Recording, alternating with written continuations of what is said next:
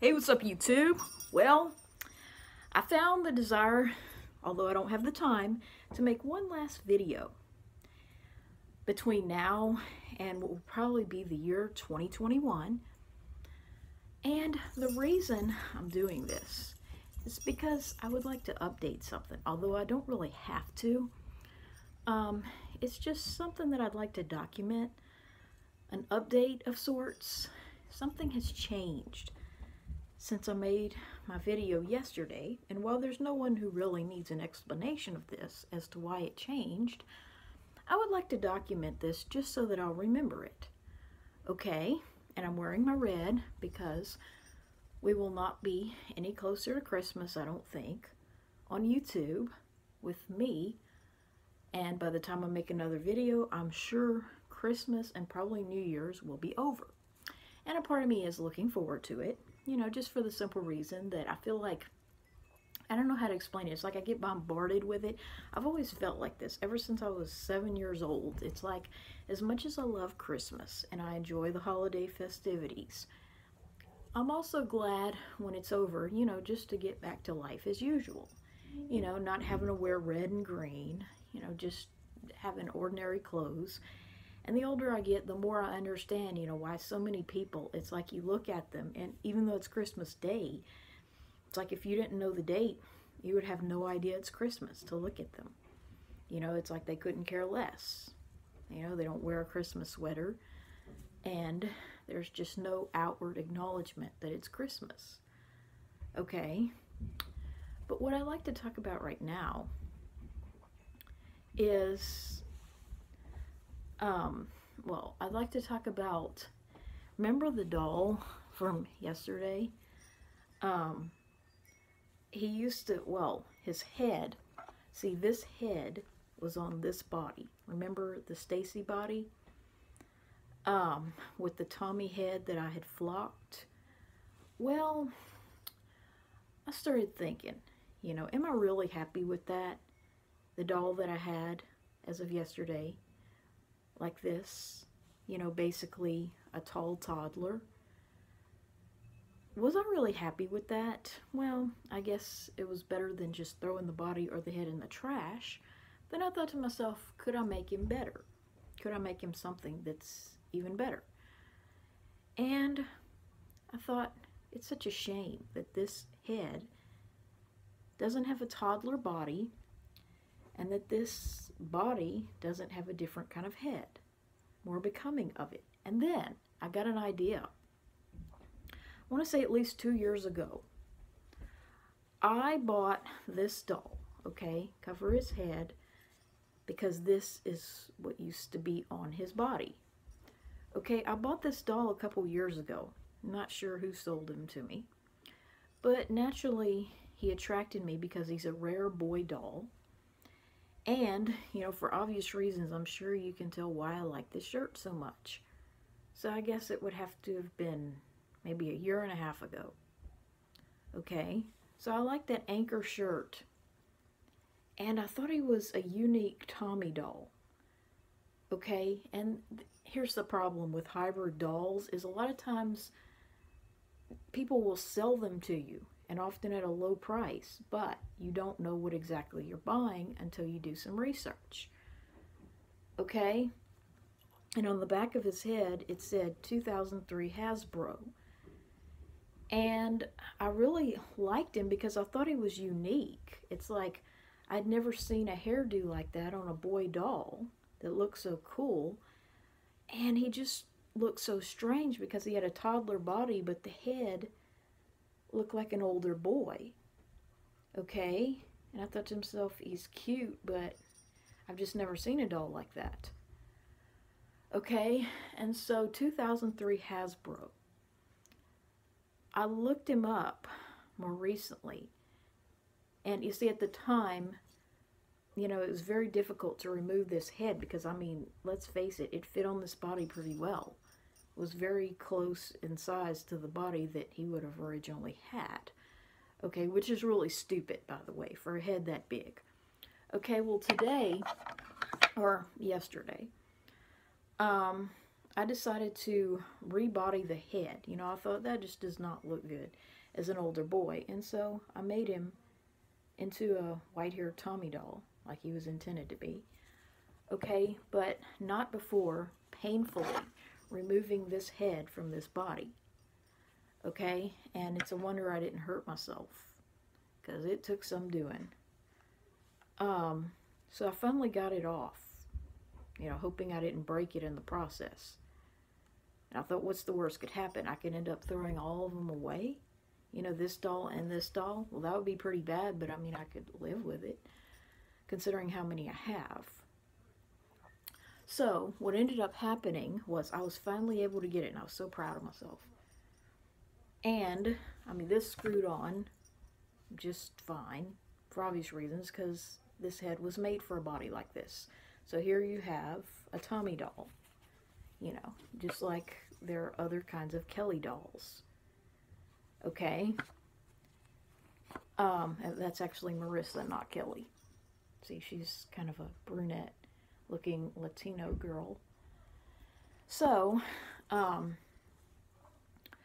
then, the really fun part, I put this head on that Stacy body and created a 7-inch boy doll who is unique, okay? And here's why he's unique, okay? I found out that 2003 Hasbro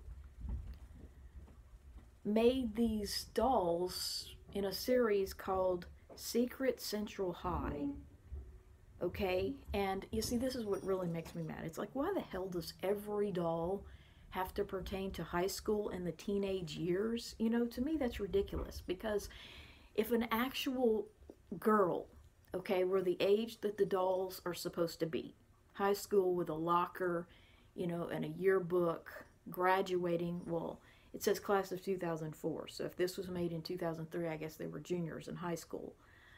But it really makes me mad, because every freaking doll and every cartoon seems to be about teenagers in high school and boys that could be voiced by men that are actually past college in the real world. And it just makes me so mad, because guess what? If a real girl were into dolls and she were what, 16, 17 and up, her mama would be on Yahoo Answers or whatever those other sites are where people ask questions saying, what's the matter with my daughter? Is it normal that my 14-year-old daughter still plays with dolls? Okay, and my mom, well, I mean, to this day, you know, she just really hates the fact that I can't stop buying dolls. But, you know, she pretty much lost the battle long ago.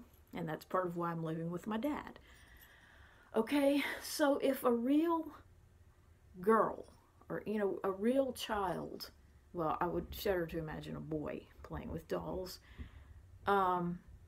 which is why they have so few of them.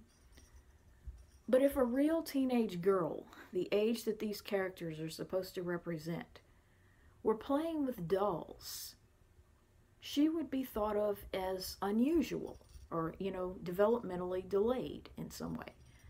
Okay, why the hell does every doll, or pretty much every cartoon except the one that I'm obsessed with, have to be about teenagers and people that are actually a little bit higher? You know, they're in, like, let's say dolls are marketed at girls, say 5 through 12, or really less than 12, but let's just include 12 because it's not a teen number yet. Okay, why the hell do they always make it about characters that are 13 through 17? You know, that's what really makes me mad. That's what I've been talking about so many times before. Okay, why are the characters in a higher age group than the target audience? I don't understand that. Because it looks like to me there should at least be some characters in the target audience. You know, or at least that's what I would like for them to be. I would like for this to be, say, a 9-year-old or something of that nature. 8 or 9. Okay? So, basically, I like this doll a lot. He's very unique now. And I found out that his name is Brandon Brown. Okay, they gave him, like, names that were alliteration. You know, they all they always had the first name and the last name start with the same letter, which is silly.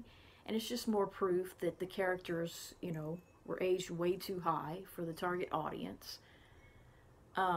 So Brandon Brown, Dean Darling, and Michael Milano or something like that. So Brandon and Michael, I'm not going to tell you the significance of that, but I could never forget the boys' names if I absolutely wanted to. You know, the blonde was Michael. This brown-haired dude was Brandon Brown, which I like that name a lot. If my name were Brenda from birth, I would probably want Brandon or Brendan to be my name. Just like if I were born Julia, I'd want to be Julian. So, yeah, it's like the name Brandon, I like that a lot. Just an ordinary boy's name. And so I'd like to document this just to remember that his name is Brandon Brown. And that's easy because his hair is brown. And Dean Darling was like the redhead with brown eyes. See, they had a blonde, blue-eyed guy. That was Michael. And then Brandon was the brown-haired guy with green eyes. And then they had the redhead with brown eyes, which was Dean Darling. Okay, so those were the boys. And of course the girls, you know, were in a way higher number. Like always, you know, they just have a few token boys. So I don't really care about having a girl because guess what? There are already way too many girl dolls. But this is a unique little action doll, Brandon Brown. And I like him because when I look at that face, now of course, I'm sure the toy company had something different in mind. I cannot hear an adult male voice when I look into his face. And that's one of the things, you know, the Bratz dolls have a lot of complaints about them, okay? Here's a miniature version. Let's see. I have a miniature version of the Bratz because I don't really care to collect the big ones.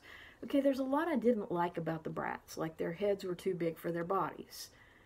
Okay, but one thing I did like about them is that unlike the Barbie line, you know, there was, how would you say, more equality, so to speak. Like Chloe, you know, sort of looked like Barbie in coloration, but she wasn't number one. She wasn't the main character. Okay, the others were just as important. And the other thing I like about them is that with the boys, they had natural looking hair, and you really, unless they had facial hair, you couldn't tell whether or not they had hit puberty. You know, as far as, I mean, I'm sure they were intended to be, you know, adult-like. I mean, of course, you know, as sexualized as the girls were, I mean, of course they wanted you to think of the boys as having men's voices. But with some of them, it's like you couldn't, they just didn't seem very masculine. And of course, Ken, you know, is not the most masculine doll in the world, but he is clearly different from Barbie, okay? He has muscles, and, you know, his hair is usually like a statue. It's painted on. And so he's very different from Barbie in many ways. Even though he isn't the most masculine guy in the world, you can tell he's a guy. On howold.net most of the time. But with the Bratz dolls, if it recognizes them as a human face whatsoever, you clearly, you can see that the boys are almost as feminine looking, or effeminate, I guess would be the word, in the face as the girls were feminine. Okay, there's very little masculinization of the face, except for the jawline. And these dolls were even less masculine. The boys were even less masculine than the Bratz boys.